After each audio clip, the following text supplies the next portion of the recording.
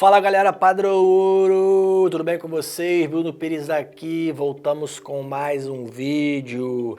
Hoje vamos falar sobre os malefícios do álcool para o nosso organismo. Cara, é um papo muito sério, muito interessante.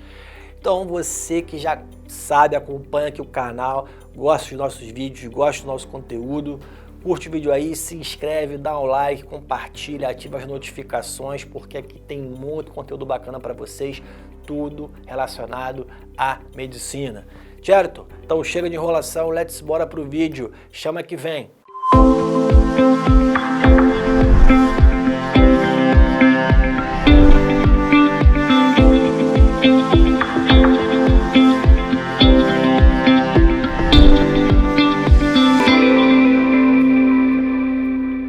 Galera, falar sobre os malefícios do álcool é um tema muito vasto, né? Tem muita coisa para falar. Eu vou tentar pegar aqui um compilado dos principais aspectos para vocês, né? A gente sabe que, obviamente, o álcool, né? O contato que a gente tem com o álcool é através de bebida alcoólica, né? Bebida alcoólica é uma das drogas aí mais disseminadas ao longo do mundo. Eu não estou nem levando em consideração pessoas que são dependentes químicas de álcool, né? Alcoólatras, etilistas crônicos, não. Eu estou falando de modo geral de consumo mundial, né? É uma droga que talvez seja aí a mais consumida no mundo, junto com alimentos altamente palatáveis, né? Muitas comidas, muitos alimentos, entre aspas, também são drogas. Mas em que situações o álcool pode prejudicar o nosso corpo? Nem sempre a pessoa precisa ser etilista crônica, né? Alcoólatra, para ter os prejuízos do álcool, né? A gente sabe que a quantidade, a porcentagem do álcool nas bebidas varia muito, né? Você tem, por exemplo, a cerveja que tem uma porcentagem ali mais ou menos de 7%, e você vai passando por vinhos que podem variar de 10% até 24%, mais ou menos, dependendo do vinho, e os destilados que tem uma porcentagem muito maior, até 40%, tipo a vodka, e até algumas têm uma porcentagem maior ainda, né? E é claro que quanto maior for a porcentagem, a quantidade de álcool na bebida, maiores serão os prejuízos para aqueles que vão consumi-las. Bom, de cara, eu quero destacar aqui os principais órgãos, né, que são alvo, lesão, que o álcool causa no nosso organismo, são o fígado e o sistema nervoso, porque o álcool é altamente tóxico para os neurônios. Os neurônios não conseguem metabolizar muito bem o álcool e cabe ao fígado metabolizá-lo. Porém, quando uma pessoa tem um consumo excessivo de álcool, né? Por exemplo, vai para uma balada e acaba exagerando, bebe pra caramba, o fígado não consegue dar conta dessa quantidade exuberante que a pessoa consumiu, e existe um metabólito intermediário que ele desse processo de eliminação do álcool pelo fígado, que ele é altamente tóxico, mais ainda do que o próprio álcool, e principalmente pro fígado e para os neurônios, né? Então esses são os dois principais órgãos-alvo. No caso do sistema nervoso, uma pessoa que, quem já consumiu álcool com mais avidez, você percebe que inicialmente você começa a ter alterações ali psíquicas, né? Primeiro você tem uma euforia quando você começa a ter um consumo mais exacerbado do álcool, depois você tem uma letargia, e caso aquele consumo continue a acontecer, você pode ter até o próprio coma alcoólico, né? No caso dos neurônios, o principal efeito do álcool ali é reduzir o metabolismo neuronal, e consequentemente ele vai influenciar nas funções nervosas, né? No impulso nervoso, ele vai influenciar na vigília, no nível de consciência de uma pessoa. Então, minha própria situação, trabalhando em emergência, né? Eu já peguei paciente, né, em coma alcoólico, e aí você realmente, por exemplo, tem que entubar o paciente, porque você não consegue fazer o paciente ficar acordado, né? Ele não abre os olhos, ele não responde, ele não tem vigília nem com estímulos dolorosos. Então, tamanha é o impacto, a intoxicação que o álcool causa nos neurônios. E no caso da intoxicação no fígado, ela também prejudica a função neuronal, porque o álcool, por mais que ele cause lesões dos hepatócitos, que são as células do fígado, ele também acaba bloqueando um processo chamado gliconeogênese, que é a produção de glicose que o fígado faz quando nós estamos em jejum. E o pulo do gato, jump of the cat, dessa questão é que os neurônios, eles são células mimadas, eles só consomem glicose para funcionar, para ter energia, para ter ATP. Então, quando uma pessoa está consumindo álcool, tem inibição do processo de gliconeogênese, para de produzir glicose, ela fica sem comer, porque o álcool é calórico, e aí ela vai ficando letárgica, chega um momento que ela pode fazer uma hipoglicemia por causa dessa inibição que o álcool causa na gliconeogênese. As células neuronais, elas ficam impactadas negativamente em termos de sua função pelo próprio álcool, por esse metabólito intermediário da eliminação do álcool e pela glicose sanguínea baixa. É aí que se estabelece o coma alcoólico, e é por isso que talvez você tenha ouvido falar que quando uma pessoa tem um coma alcoólico, você tem que tratar, por exemplo, uma glicose venosa, além de hidratação. Agora, o consumo crônico de álcool, ele pode provocar outros prejuízos que não são agudos, como este de uma intoxicação por um consumo excessivo em um certo momento.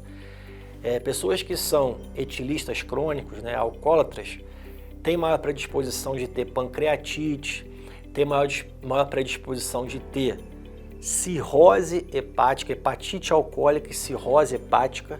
Uma grande parte dos pacientes aí que são cirróticos, quando a gente pega na prática médica, ou eles consumiram álcool por muito tempo, ou ainda consomem, ou então tem hepatite C. Então a hepatite alcoólica, o álcool é uma das causas mais frequentes de hepatite no mundo, junto com virais e também hepatite gordurosa. E fora isso, que pessoas que consomem álcool regularmente, elas também têm uma predisposição para má absorção de tiamina, que é a vitamina B1. Então, um paciente que você sabe que ele é etilista crônico, alcoólatra, e ele começa a ter alguns sintomas neurológicos, você já tem que pensar na reposição, suplementação de vitamina B1, de tiamina. Agora, gente, outros pontos importantes, eu quero associar aqui algumas situações que o álcool pode também prejudicar muito uma pessoa. Por exemplo, vários medicamentos, quando uma pessoa consome o álcool pode acabar, ou ele estimula enzimas do fígado que também degradam alguns medicamentos.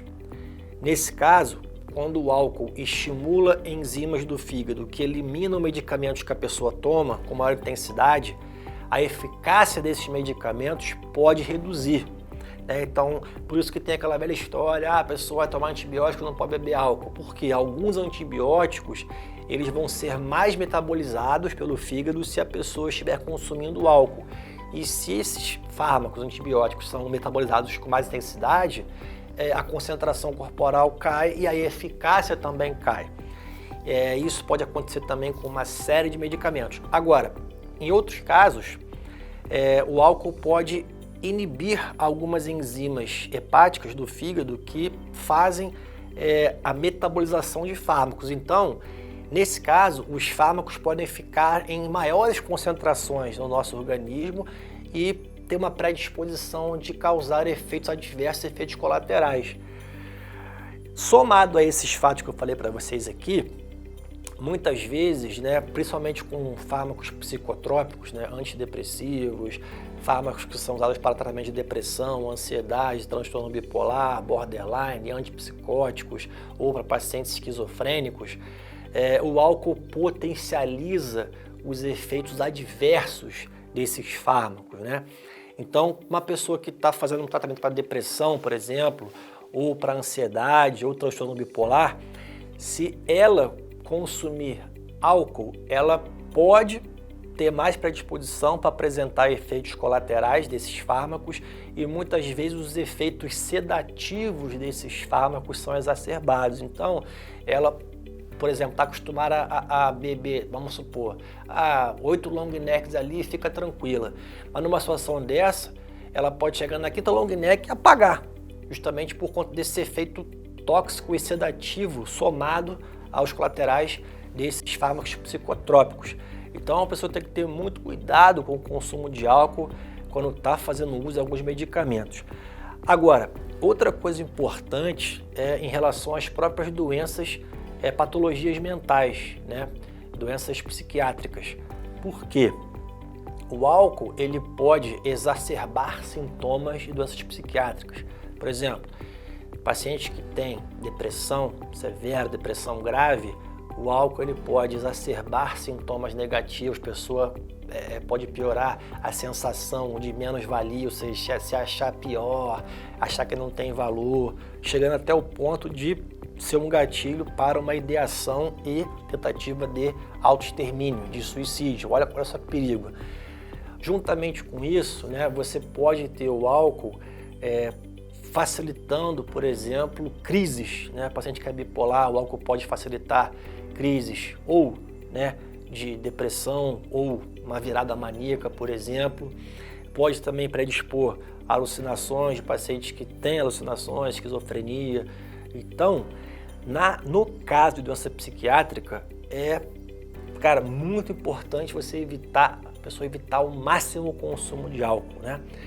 E para o caso de indivíduos que são dependentes químicos, né, que são etilistas crônicos, alcoólatras, existe o tratamento farmacológico, né, e o tratamento comportamental, né, uma terapia cognitiva comportamental.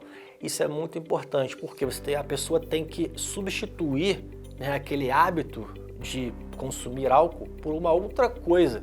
E nesse caso, essa outra coisa ela tem que ser benéfica para a saúde, né? Então, gente, esse vídeo aqui é de informação crucial.